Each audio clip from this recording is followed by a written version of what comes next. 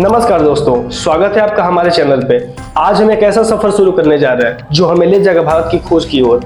भारत एक ऐसा देश है जिसकी संस्कृति, इतिहास और धरोहरें अनगिनत रहस्यों से भरी हुई हैं। तो इस वीडियो में हम जानेंगे कि कैसे भारत ने अपने सफर की शुरुआत की और कैसे वो एक महान राष्ट्र के रूप में उभर कर आया। तो चलिए हम लोग साथ में इस रोमांचक यात्रा का शुरुआत करते हैं और जाने कि कैसे भारत का खोज हुआ। भारत की खोज एक यात्रा की तरह है जो हमें इस देश की गहराइयों में ले जाता है और जिसे हम एक महान राष्ट्र यानी भारत के नाम से जानते हैं। यह केवल एक भौगोलिक स्थान ही नहीं बल्कि एक ऐसा विचार है जिसने अपने अंदर अनगिनत विचार, संस्कृतियों और सभ्यता को समेटा है। इस वीडियो में हम आपको बताएंगे उन व्यक्तियों और घटनाओं के बारे में जिन्होंने भारत का इतिहास को एक नया अध्याय दिया।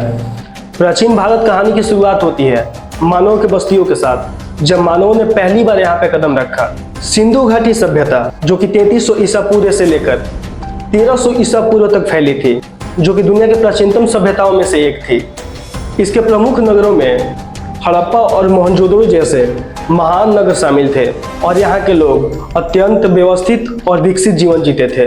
वैदिक काल जिसमें ऋग्वेद की रचना हुई। दोस्तों, एक ऐसा समय था जिस समय आर्यों ने भारतीय उपमहाद्वीप में प्रवेश किया और यहाँ की सभ्यता और संस्कृति को एक नया रूप दिया।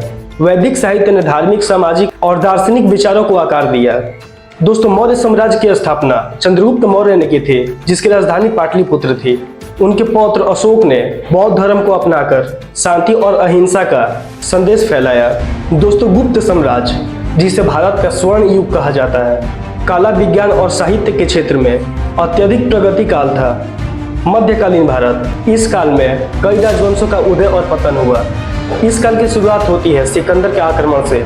सिकंदर के आक्रमण ने भारत के अनेक राजाओं को एकत्रित होने और विदेशी आक्रमण के प्रति सचेत रहने की आवश्यकता बताई। दिल्ली सल्तनत की स्थापना 1206 में कुतुबुद्दीन ऐबक द्वारा की गई। इसके बाद विभिन्न तुर्क और अफगान वंशों ने यहाँ पर शासन किया। मुगल साम्राज्य जिसकी स्थापना बाबर ने की थी, भारतीय इतिहास पर एक अमिट छाप छोड़ी जिसको कभी मिटाया नहीं जा सकता। अकबर, जहांगीर, शाहजहां और औरंगजेब जैसे शासक ने मुगल शासन को अपने चरम पे पहुंचाया। मुगल काल में कला, साहित्य और स्थापना कला में अद्वितीय प्रगति हुई। ताजमहल, लाल किला और फतेहपुर सीकरी जैसे स्थापत्य चमत्कार इसी काल की देन है। 15वीं शताब्दी के बाद यूरोपीय व्यापारी भारत आए और यहाँ के धन और संसाधनों को देखकर आकर्षित हुए। पुर्तगाली, डच, फ्रेंच और अंततः ब्रिटिश कंपनी ईस्ट इंडिया ने यहाँ पर व्यापार करना शुरू किया। 1757 के प्लासी युद्ध में जीत के बाद ब्रिटिश ईस्ट इंडिया कंपनी ने भारत के बड़े हिस्से पर अपना नियंत्रण कर लिया। अंग्रेज का शासन भारत के सामाजिक, आर्थिक और सांस्कृतिक जीवन पर गहरा प्रभाव डाला। भारतीय समाज में ब्रिटिश नीतियों के कारण बहुत से बदलाव आए। 1857 का विद्रोह, जिसे प्रथम स्वतंत्रता संग्राम भी कहा जाता है, यह भारतीय जनता के विद्रोह की शुरुआत थी।